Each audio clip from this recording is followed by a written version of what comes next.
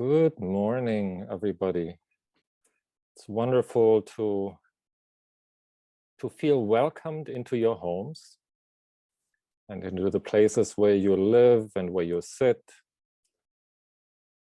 in your living rooms, in the places you've set up for practice. Thank you. Thank you for inviting me this morning.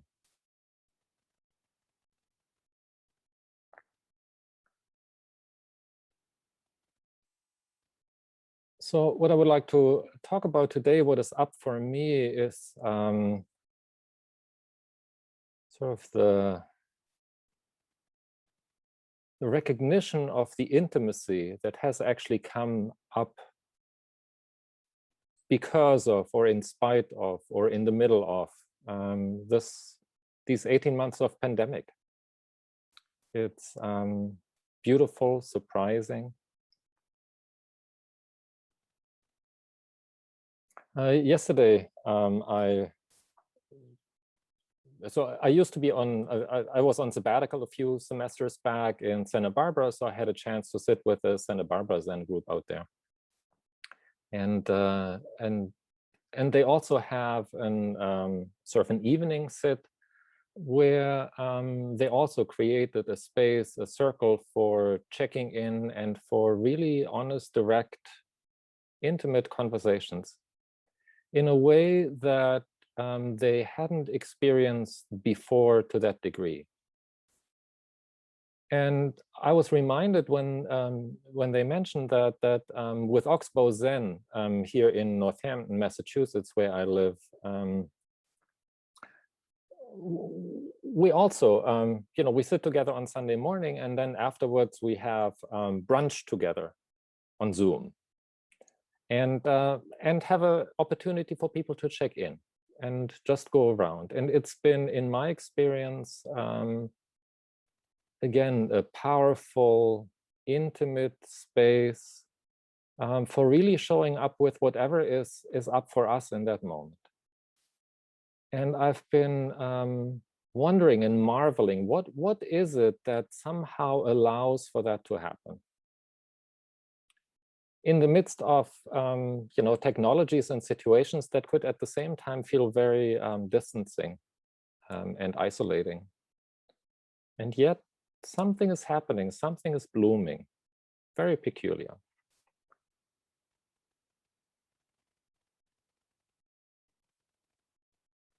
So there's a koan that I think in some way may help us look at that, or has helped me look at that. It's case 27 of the Blue Cliff Record, Yunmen's "The Body Exposed, the Golden Wind." Well, one thing that I really like about this koan is it's really very short. So, as I practice with it, it doesn't mean that I sort of have to spend weeks trying to memorize it and going back and sort of feeling prepared or not prepared. It's just like, here it is, short and sweet. So a monk asked Yunmen, "How is it when the tree withers and the leaves fall?" Yunmen said, "Body exposed in the golden wind." So how is it when the tree withers and the leaves fall for you? What is the monk really asking here?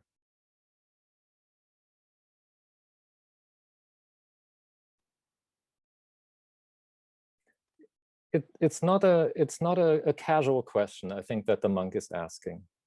Maybe it's a question that she's been sitting with for a long time. It looks like finally she feels ready, prepared, daring to ask it. How is it when the tree withers and the leaves fall?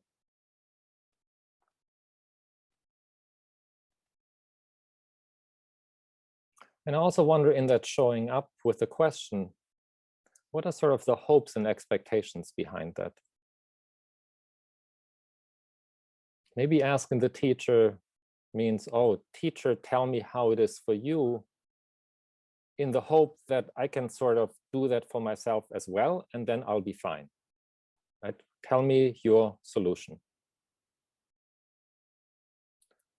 Or maybe there's no such expectation. There's really just, I'm totally stuck in the middle of this question and I don't know how to resolve it. How is it when the tree withers and the leaves fall? I think this was really the monk's deep question. How about for you? What is the practice that got you to the cushion? Maybe it's not even an articulated question. Maybe it's just a vague sense of unease. How is it for you? And then Yunmen responds, body exposed in the golden wind. So what is this body that is exposed? What is it that is exposed? How is it that it's exposed? And also, why is that wind golden? What's golden about that?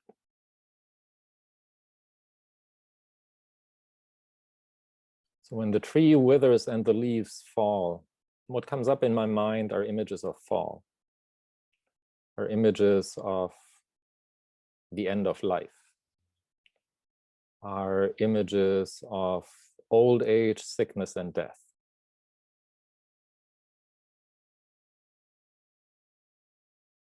Feels like winter is approaching. It doesn't feel like a golden wind to me. It feels like chilling wind blasts, as it mentions in the verse that goes with the koan. And the body that is exposed, is that the teacher's body that is exposed? Or is that the student's body that is exposed in daring to ask the question?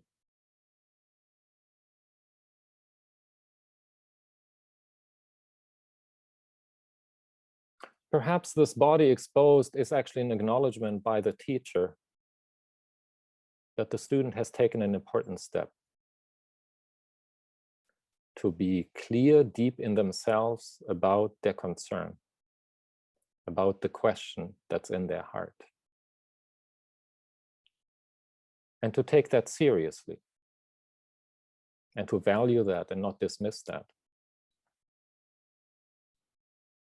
And to take the next step, to actually open up. And that opening up can take many kinds of forms, right? I mean, here it's in a dialogue, maybe in a daisan or a dokusan with the teacher, or maybe they were working together. But this setting, this form for opening it up can take many different kinds of forms. And maybe the teacher acknowledges that the student is sharing that, is reaching out, is making a connection. And give voice to the deep question that's really in their hearts. To take seriously what feels troubling and out of sync. The body exposed.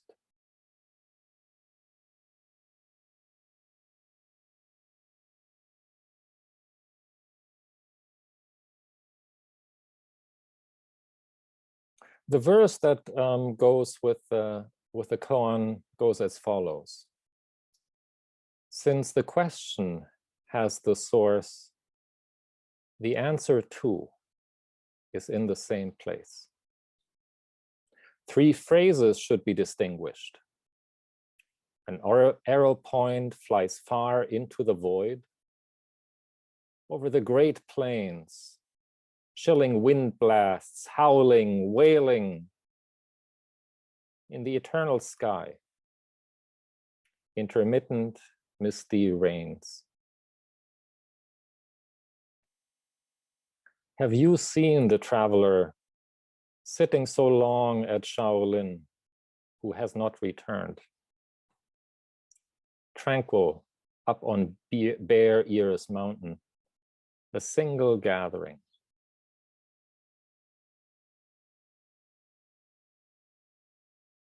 So here are the chilling wind blasts howling and wailing, right? That's how I often feel in my mind. It's like, I don't want it like this. It should be different. It's not right. And that the step to expose the body, to expose the mind, really feels like an existential threat sometimes.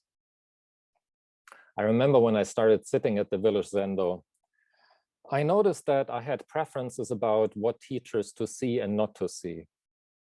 And I realized that I was afraid of seeing certain kinds of teachers because something in my mind had convinced me that they would be able to see right through me. And that they would not be so kind to, and that they would simply say that, right? It's like, huh. So I noticed that it's like, huh, why is it that I don't talk to them? And I noticed that I was afraid. Right? I was afraid of being discovered as a Zen fraud.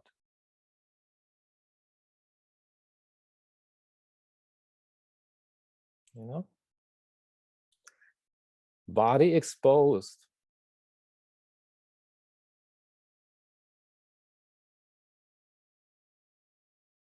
So, you know, feeling like a fraud.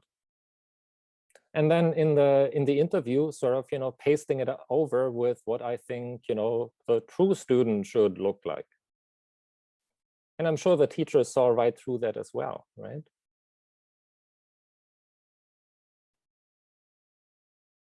And yet, it's not like it shouldn't have been that way, right? That was important for me to experience and see, huh, what is going on here? What's really underneath that? And I think also building trust, trust in the practice to show what I need to see. And to show what I need to see in myself. And the trust to work intimately with a teacher, to say, this is what is going on. To dare to expose the body and to expose the mind. Even if it feels like an existential threat sometimes. Body exposed in the golden wind.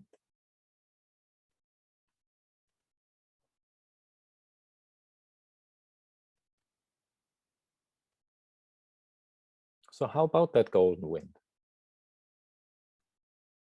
What is it that blows through you when you're willing to open up? What is it that this wind takes away? That's perhaps extra. That's perhaps exactly the thing that's in the way. And still, it may feel chilling. It may feel like letting go of something that I think is an integral part of who I think I am. And maybe I'm not quite ready to let that go yet. And yet the wind blows and the wind pulls. And sometimes the wind is golden and takes some of those things along.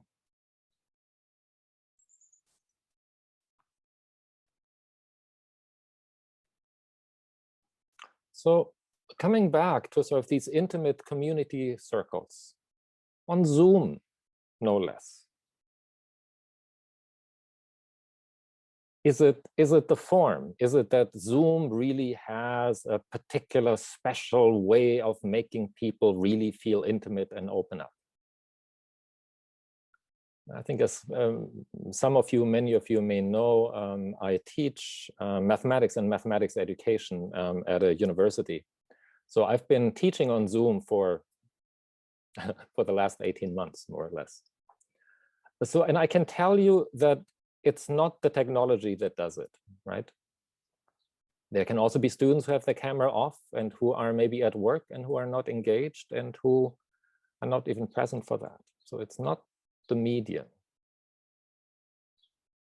But I think it is the willingness to connect in the middle of the questions, in the middle of how is it for us when in our life we feel that the tree withers and the leaves fall.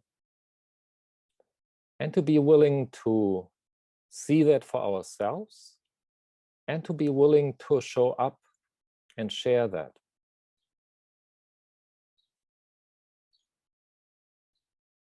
I think for, there's something about socialization that I think makes that a little bit more difficult, I think for some men. Because I think the sense of vulnerability really feels sometimes like an existential threat. And I don't know exactly what it is about that. But in my professional life, I work a lot in communities where actually women are the major voice. And it's very different. It's like vulnerability is the bedrock that the community is founded on. And it does not feel like an existential threat. It feels like an existential opportunity.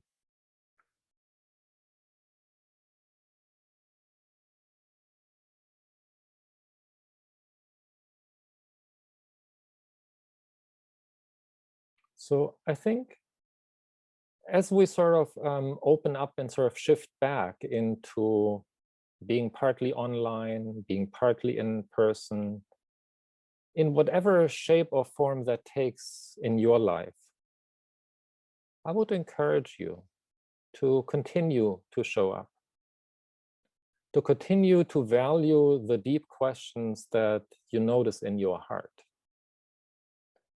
and to be daring to share them and to connect with other practitioners, with teachers, with other people in your life.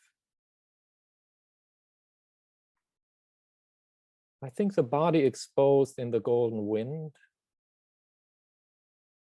is really a powerful reminder for us. So let me close by reading the poem once again. Since the question has the source, the answer too is in the same place. 3 phrases should be distinguished. An arrow point flies far into the void. Over the great plains, chilling wind blasts, howling, wailing. In the eternal sky, intermittent, misty rains. I love those intermittent, misty rains. It's like they get you wet, even though you don't know that it's happening. And that traveler sitting up alone on the mountain, there's something about sitting alone, but there's also something about a single gathering that actually includes everybody in the circle. Thank you very much for your practice.